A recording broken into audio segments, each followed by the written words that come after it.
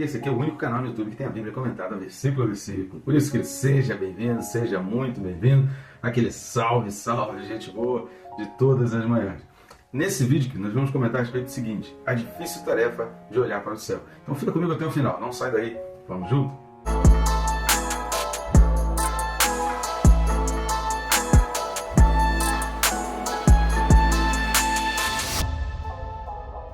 Fica até o final, não esqueça de se inscrever no canal. Rápido e fácil, você vai clicar no botão que está aí embaixo, inscrever, e pronto, você já vai estar inscrito, sem atrapalhar o seu vídeo, sem perder muito tempo.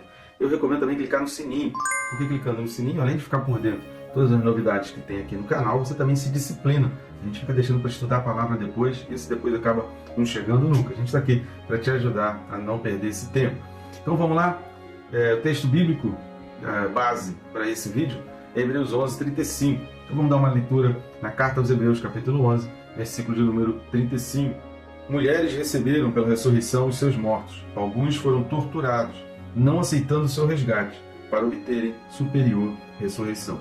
Lembrando que isso aqui faz parte de um contexto que vai do 32 ao 38, até o versículo 31, ele seleciona, toda a carta aos Hebreus, seleciona alguns nomes muito específicos, com os quais ele vai trabalhar episódios e fatos para ressaltar a sua fé. Não significa que esses nomes relacionados no versículo 32 são menos importantes, mas ele separa os patriarcas, ele faz questão de detalhar os patriarcas. Os outros ele não entra muito em detalhe.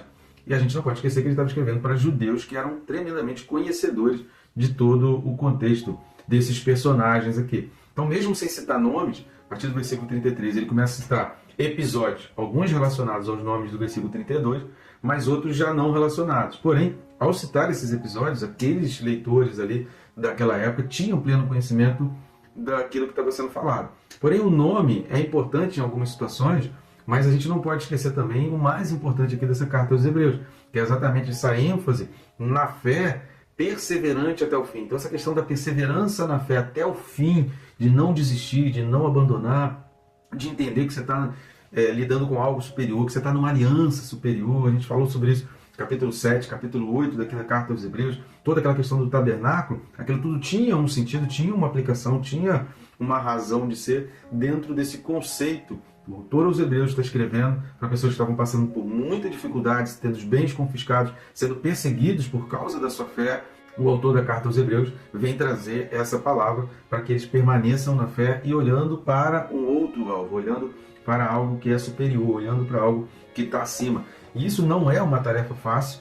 Se não é fácil quando a vida está boa, imagina quando a vida está difícil. E a gente vai ver aqui o que o autor detalha para nós a respeito desse versículo, que é muito importante para a gente entender esse contexto, desse significado que o autor da carta aos Hebreus quer passar para os seus leitores. Só que antes da gente entrar fundo, eu preciso pedir suas ajudas. A gente não faz o trabalho sozinho, a gente não cresce sozinho.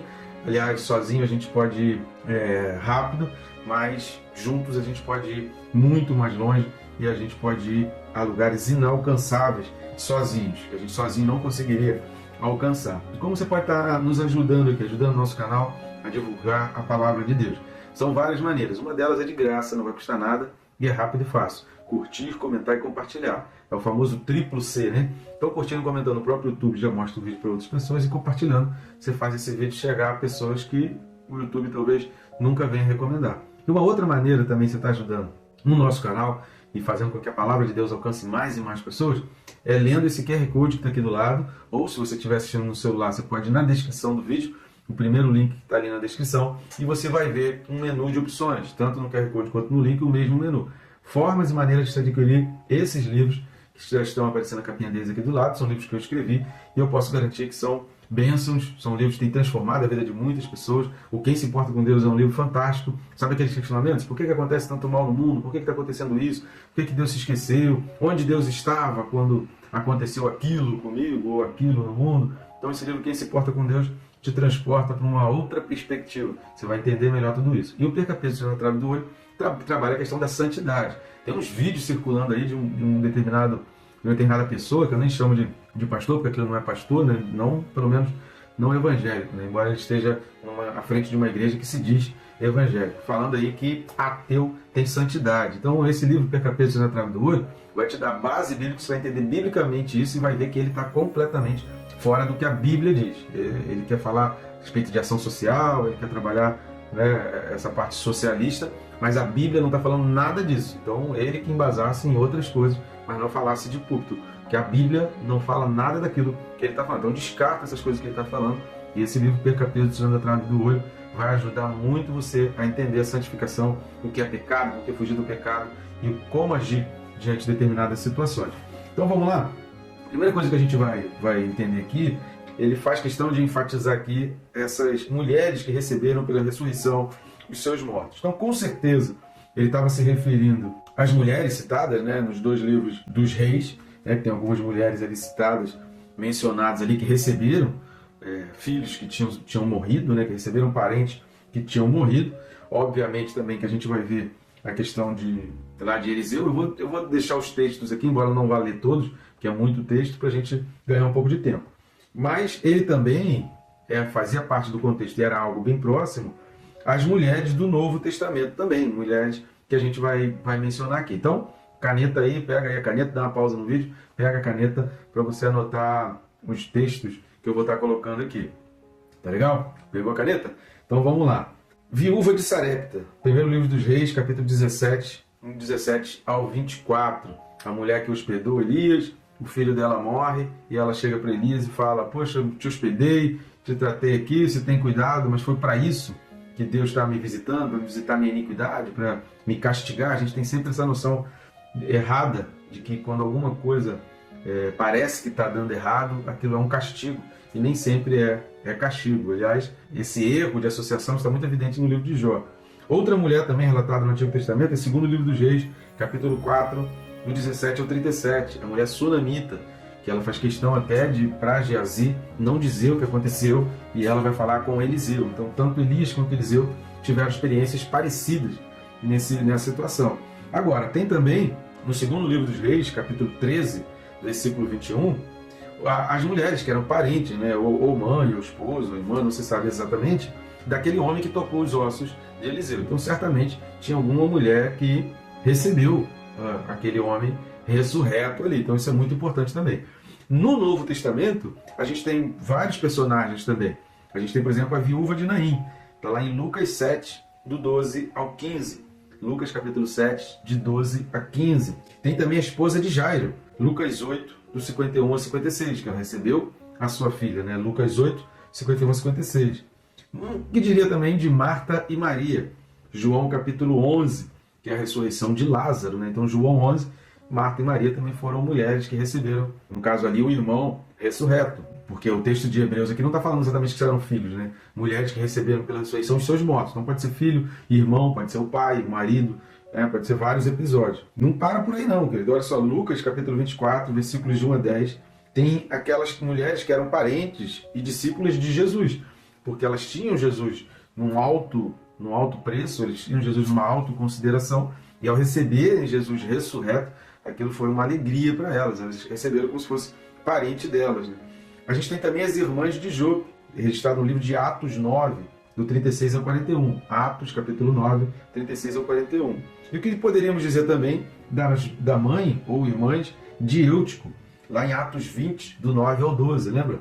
Aquele texto em que Paulo está pregando e Eutico cai ali, que estava na janela, estava tão cheio o lugar, e ele estava lá em cima, ele acabou pegando no sono a pregação de Paulo. Era uma pregação demorada, e já estava virando a noite. Paulo foi lá, ressuscitou Eutico e voltou a pregar. Aquele texto é fantástico. Atos 20, do 9 ao 12. E também tem Mateus 27, 52 e 53. O que aconteceu em Mateus 27, 52 e 53? O que aconteceu ali é que na morte de Jesus foram ressurretos e várias pessoas começaram a sair dos túmulos e andar pela cidade, ali naquele momento ali que o véu se rasga, naquele momento ali. Então, naqueles instantes anteriores, né, à ressurreição de Jesus, mortos ressuscitaram e começaram a andar ali pela cidade, causando um grande alvoroço. Mateus, então, registra isso. A gente vai verificar aqui, com todos esses textos, se você não anotou aí, volta um pouco o vídeo. A vantagem do vídeo no YouTube é isso, né? Você pode pausar, assistir o restante depois, você pode voltar e reassistir para ver, para fixar na memória. Aquilo é muito bom, cara. Como eu gosto. Que facilidade a gente tem. Pena que poucas pessoas sabem aproveitar isso que eles têm nas mãos.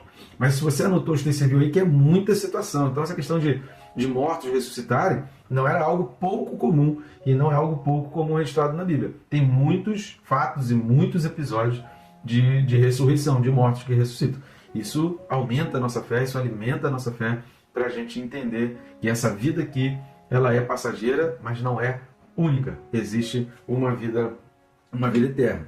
E voltando lá para Hebreus 11:35, mulheres receberam pela ressurreição os seus mortos. Alguns foram torturados, não aceitando o seu resgate. Sobre essa questão dos torturados aqui, o autor escrevendo aqui aos Hebreus, eles ainda não tinham passado por esse momento da tortura, da morte. Né? Isso ia chegar alguns anos depois, poucos anos depois. Muito dificilmente o autor aos Hebreus estava se referindo a esses cristãos contemporâneos ali que estavam sendo torturados.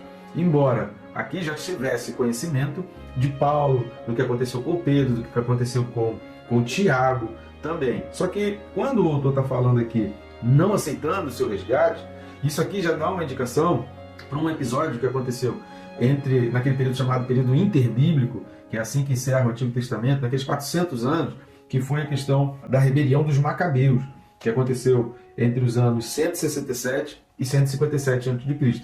Embora seja um fato histórico, não é registrado na Bíblia, apenas no livro apócrifo, que é o livro o segundo livro de Macabeus, capítulos 6 e 7. É um livro que não foi considerado canônico, mas que, em termos históricos, ele é importante e vale a pena a leitura para conhecimento histórico. Ele não serve de doutrinas, porque, embora estivesse relatando episódios históricos, há uma ideologia por trás desses livros ali que não condizem com o restante do livro, né? E são pessoas que não tinham muita ligação com os patriarcas, com os ensinos dos patriarcas ali. Então, em termos ideológicos e religiosos, são livros que a gente precisa ter muita cautela na hora de ler. Agora, a gente não pode descartar, né, o fato deles não serem canônicos, a gente não pode descartar a veracidade do episódio histórico.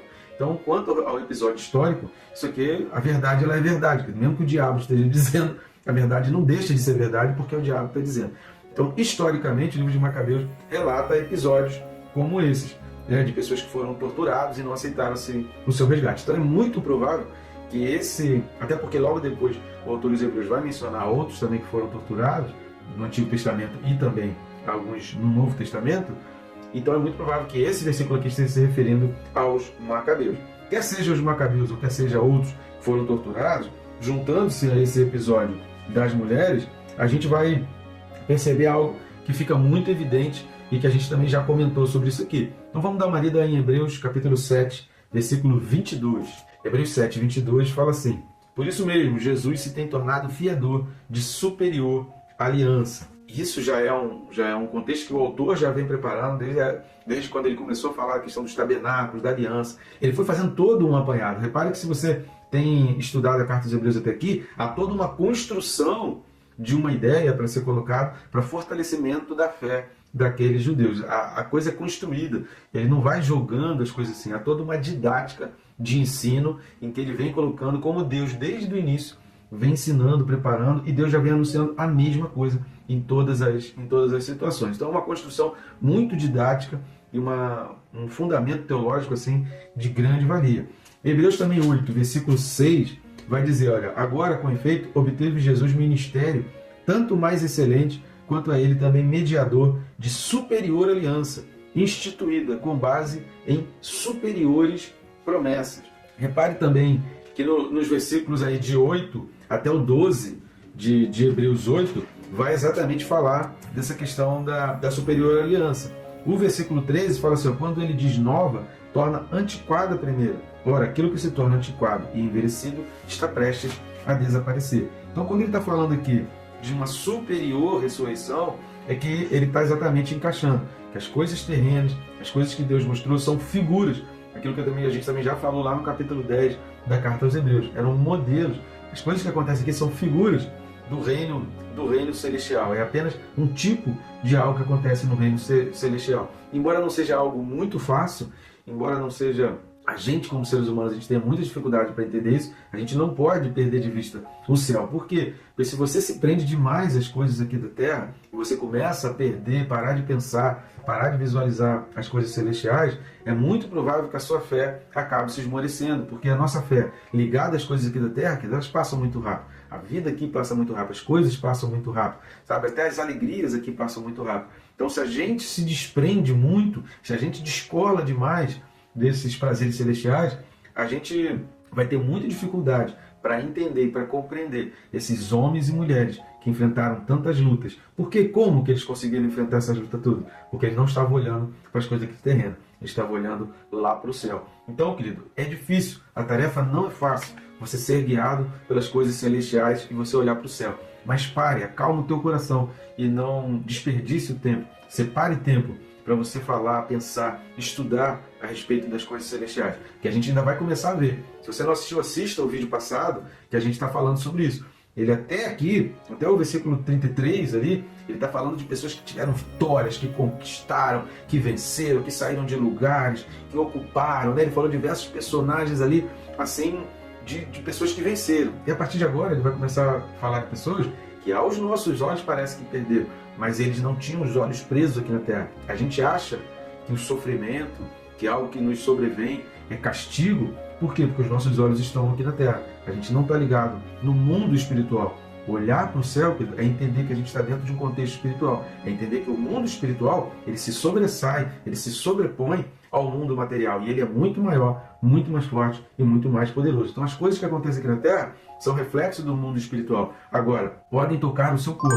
mas não podem tirar o teu galardão, a promessa. Lembra que a gente falou sobre obtiveram a promessa? Então, a promessa é tua. E se você firmar os olhos em Cristo, permanecer os teus pés firmes em Deus e olhar sempre para o céu, ninguém tira essa promessa de você. E aí você vai ver a concretização da promessa. Embora ao longo da sua vida você veja as promessas se cumprindo, várias promessas individuais se cumprindo na tua vida, aquela promessa você só vai ver depois da morte. Em vida não tem como você ver, a não ser que a gente tenha o privilégio aí de ser arrebatado e ser buscado e levado pelo nosso Senhor Jesus Cristo. Tá certo, gente boa? Até o próximo vídeo aí, que Deus te abençoe rica e abundantemente.